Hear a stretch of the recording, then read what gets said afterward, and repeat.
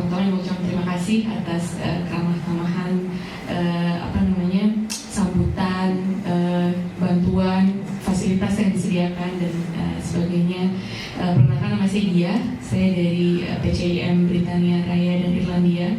Baru dikeluarkan ya Pak SK-nya dari PCIM Inggris menjadi Britania Raya dan Irlandia. Tadi saya ingin menyambung karena saya tertarik dengan yang tadi Pak Dubes sampaikan, bahwa kita harus belajar dari negara-negara Barat yang saat ini memang pada faktanya adalah di depan kita apalagi dalam hal masalah teknologi, sains, dan mungkin sebagian ilmu humaniora juga begitu. Dan ketika itu saya mendengarkan juga tadi cerita Pak Dubes bahwa dulu tuh ada Baitul Hikam yang menerjemahkan, menjadi bahan riset gitu.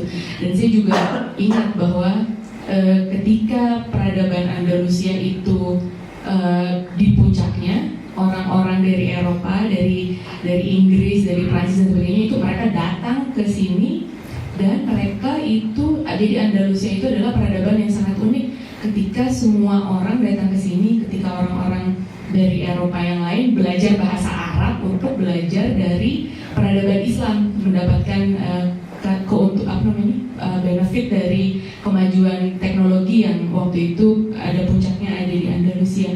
Nah, kalau sekarang menurut Pak Dubes nih, sekarang yang ini adik-adik, saya soalnya udah jauh lebih senior daripada adik-adik ini. Sekarang kakak ada di sini nih Pak. Apa nih yang bisa mereka kerjakan supaya mereka bukan cuma, itu mungkin bahasanya agak kasar, bukan cuma numpang belajar, tapi juga bisa kemudian mengulang sejarah yang waktu itu, sejarah ketika belajar, menyerap, habis itu kembali ke manapun mereka harus kembali, dan membawa itu jauh dengan akselerasi berlipat ganda, sehingga bisa bersaing lah dalam beberapa tahun ke depan. Mudah-mudahan bukan dalam beberapa generasi, tapi beberapa tahun ke depan bisa bersaing tanpa harus kemudian punya sejarah kelam, caranya mendahuluinya dengan yang terjadi di Andalusia misalnya, tapi dengan cantik, dengan baik, dengan segala keramahan sebagai seorang muslim, tapi bisa beneran mengakselerasi semuanya. Menurut Bapak, apa yang bisa kami kerjakan?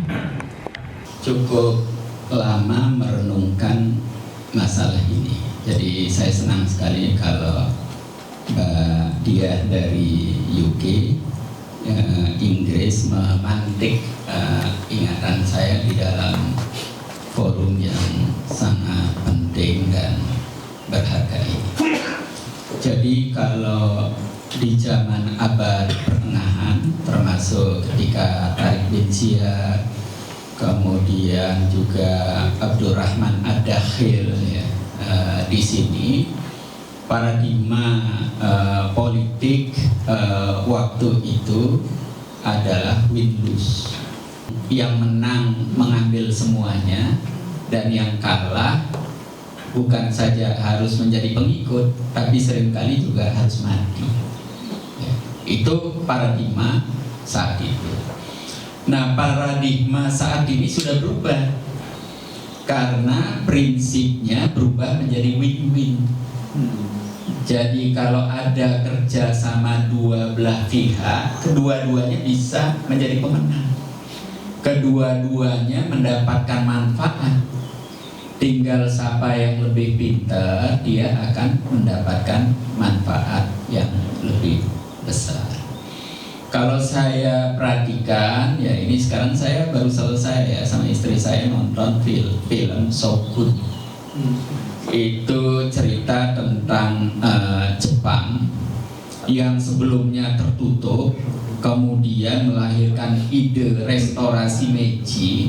Itu setelah kedatangan para pedagang bahkan bisa dikatakan sebagai kolonial Portugal, ya, yang membangun basisnya di Makau untuk mengontrol Cina dan Jepang. Nah, sejak itu kemudian Jepang melahirkan ide restorasi Meiji, dan pada Perang Dunia Pertama Jepang itu sudah bisa bikin pesawat tempur, mereknya Yamaha. Coba lihat film Perang Dunia Pertama. Ini saya mau buka rahasia lagi sama adik-adik. Jadi saya belajar sejarah itu dari novel dan film, karena membacanya atau melihatnya menyenangkan, karena itu melekat sekali di kepala. Saya kan orang teknik, dulu diajarin ilmu sosial sangat tidak suka, diajarin sejarah suruh ngapal tahun-tahun, enggak ingat-ingat, enggak hafal-hafal. Tapi kalau matematika saya bisa 9, bisa 10. Ya, tapi disuruh ngingetin tahun itu, aduh, susah sekali. Nah, tapi setelah lihat film, baca novel, melekat sekali. Saya kalau sedang tidur, dibangunin, tahun berapa umat Islam terusir dari Spanyol? 1492, langsung ingat. Ya. Nah, coba saudara sekalian ya, lihat film di dalam YouTube itu, sayangnya berbahasa Arab ya, bagi yang tidak paham bahasa Arab tidak paham karena tidak ada subtitlenya. Judulnya itu Rabi Cordoba. Nah, ini nanti minta tolong Mas Iqbal coba dibuka YouTube, tulis dalam bahasa Arab Rabi Cordoba. Ya. Itu cerita tentang Al-Mansur itu, aduh, saya itu sampai 3 kali ya YouTube itu. 27 atau 28 episode. Menarik sekali, tiap episode setengah jam. Dan bahasa Arabnya bagus sekali. Nah, di situ bercerita tentang bagaimana salah satu episode ya, orang-orang Barat itu belajar ke umat Islam. Dan kalau sekarang kita pakai jas dan dasi, mereka waktu itu niru pakai jubah dan sorban. Karena cita rasa atau citra diri orang yang memakainya itu seperti naik kelas. Sebagai intelektual, orang yang sukses, orang yang bermartabat, orang yang berperadaban gitu. Nah, sekarang kan kita tiru-tiru pakai jas dan dasi supaya dianggap. Nah, ini ada teorinya. Ibnu Khaldun, coba buka itu, ada teorinya. Ibnu Khaldun sudah menemukan gitu. Jadi masyarakat itu selalu mencoba mengidentifikasikan dirinya dengan penguasa dan cita rasa sukses, status sosial yang tinggi dan seterusnya. Nah, kembali kepada pertanyaan itu, maka itu ide kolaborasi itu akan diterima.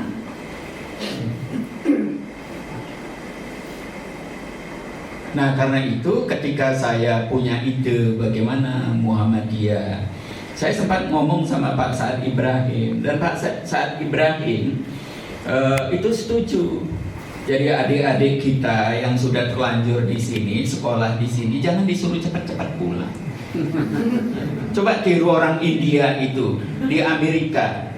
Iya, dia bekerja di perusahaan-perusahaan Amerika. Coba Microsoft, orang nomor satunya yang baru saja mengunjungi Jakarta, itu India, pulang. Iya. Kalau perlu jadi wali kota seperti orang Pakistan, London itu. Iya. Iya. Kalau perlu menjadi Perdana Menteri. Iya. Seperti di UK kan Perdana Menterinya India. Iya. Nah, kalau mereka bisa, kenapa kita tidak bisa? Coba paradigma ini mulai dibangun. Nah, nanti saudara-saudara di sini itu menjadi pijakan bagi yang datang kemudian memfasilitasi, memediasi, sekaligus juga mengirim oleh-oleh terus ke Indonesia. Apa yang bisa dikerjakan untuk mempercepat kemajuan Muhammadiyah, mempercepat kemajuan perguruan tinggi Muhammadiyah dan Aisyah. Nah, gitu mikir. Nah, nanti kalau sudah diperlukan, baru pulang ke Indonesia. Coba lihat proyek Bangalore itu di India.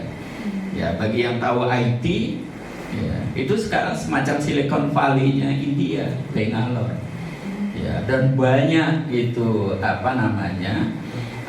kerja-kerja yang harus dilakukan di Amerika itu bisa diselesaikan di Bangalore, India. Bahkan sampai operator telepon, iya, itu dari Bangalore.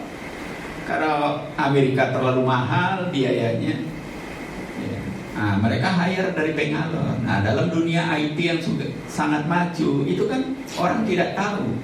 Ya, ini operatornya dari India atau dari California, dan orang tidak tahu. Dan orang kalau tahu pun tidak peduli. Saya telepon WA call dari sini ke Jakarta bisa jauh lebih jernih dibanding dari Jakarta ke Jogja. Itu kan tergantung wifi-nya. Kalau wifi-nya bagus, coba bayangkan. Ini yang saya tadi mention, dunia kita semakin sempit ya, karena kemajuan teknologi komunikasi dan teknologi transportasi. Nah, karena itu kembali ke Mbak Dia, pertanyaannya prinsip win-win itu, dan kita selalu maju dengan proposal seperti itu. Saya ini sudah menjadi habit saya ya, karena saya terlatih ya sebagai orang susah gitu. Kalau saya mau kerjasama dengan seseorang, yang saya pikirkan bukan saya dapat manfaat apa enggak. Manfaat apa yang saya bisa tawarkan kepada partner saya, itu dulu. Iya. Nah, setelah dia merasakan manfaatnya, baru saya berpikir manfaat apa yang bisa saya ambil. Seringkali dalam perjalanannya partner saya mendapatkan manfaat, saya tidak mendapatkan manfaat, tidak apa-apa. Karena apa? Keyakinannya saya dapat pahala gitu. Dan seringkali ya, saya sama Pak Bram ini berkali-kali ya menyampaikan, karena beliau menjadi salah satu home staff diplomat yang paling senior. Ibarat orang menanam, tidak ada bibit yang kita taburkan itu sia-sia, nggak ada. Itu pasti memberikan manfaat. Nah, seringkali kita memetik manfaat yang kita tanam itu setelah 20 tahun kemudian, setelah 30 tahun kemudian gitu. Ini kan ada pepatah Cina yang mengatakan bahwa kalau Anda ingin memetik hasil tanaman Anda dalam sehari, maka tanamlah kacang hijau. Nanti hasilnya tauge. Pagi ditanam, sore udah dapat hasilnya. Kalau ingin hasil 3 bulan, 4 bulan, tanamlah pisang.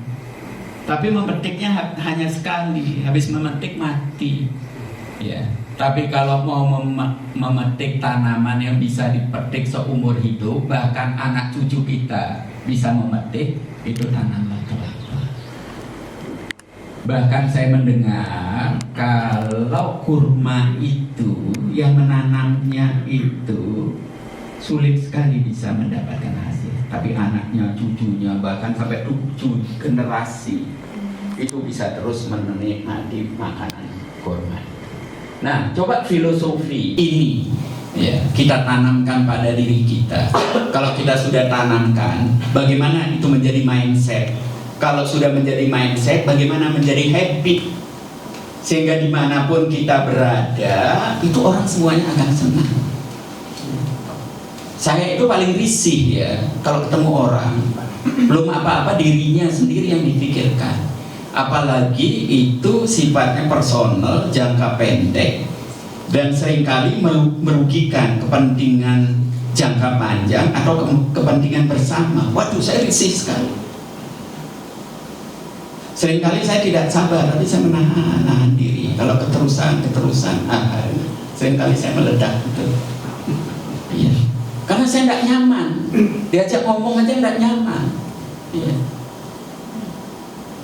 Nah, ini penting sekali saya sampaikan kepada saudara-saudaraku sekalian, khususnya kader-kader Muhammadiyah, sehingga kita itu bisa diterima oleh siapapun dimanapun.